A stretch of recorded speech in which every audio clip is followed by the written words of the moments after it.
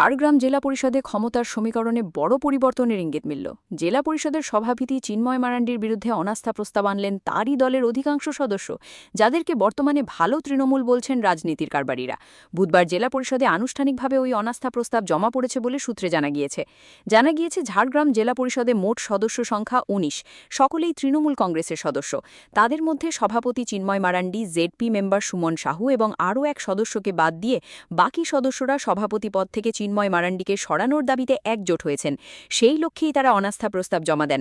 সূত্রের খবর, অনাস্থা প্রস্তাব জমা দেওয়ার আগে মঙ্গলবার রাতে জেলা পরিষদের সংখ্যাগরিষ্ঠ সদস্যদের একটি নির্দিষ্ট জায়গায় একসঙ্গে রাখা হয়। সেখানে মধ্যস্থতাকারী হিসেবে তৃণমূল নেতা বাপ্পা বসাকের সক্রিয় ভূমিকা ছিল বলে রাজনৈতিক মহলে আলোচনা শুরু হয়েছে। যদিও এ বিষয়ে বাপ্পা বসাক কোনো মন্তব্য করতে চাননি।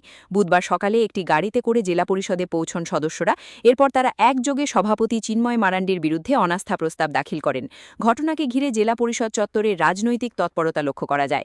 এই অনাস্থা প্রস্তাবের ফলে চিন্ময় মারান্ডির সভাপতি পদ কার্যত অনিশ্চিত হয়ে পড়েছে।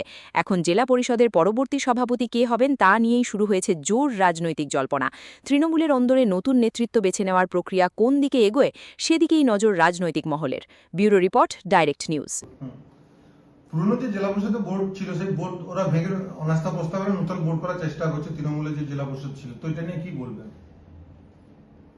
অনাস্থা প্রস্তাব তারা নিয়ে আসছেন, তাদের আস্থা নেই সেই জেলা পরিষদে যিনি সর্বেসর্বা রয়েছেন তার প্রতি তাদের আস্থা নেই, সেই জন্য অনাস্থা প্রস্তাব নিয়ে আসছেন।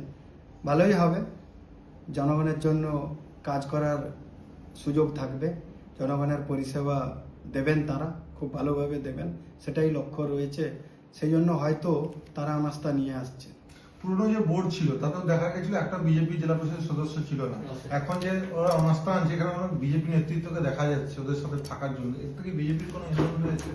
বিজেপির নেতৃত্ব তো কেউ নেই সেখানে, তারা নিজেরাই করছেন, নিজেরাই সব কিছু করছেন এবং যা কিছু হচ্ছে আইন কানুন মেনে সব কিছু হচ্ছে, সংবিধান মেনে হচ্ছে। এবং তারা হয়তো ভাবছেন যে যিনি জেলা সভাধিপতি রয়েছেন তাদের সাথে হয়তো কোঅর্ডিনেশন নেই কিংবা কোনো কিছু অভিযোগ রয়েছে, সেই জন্য তাদের মনে হয়েছে, সেই জন্য তারা করছে।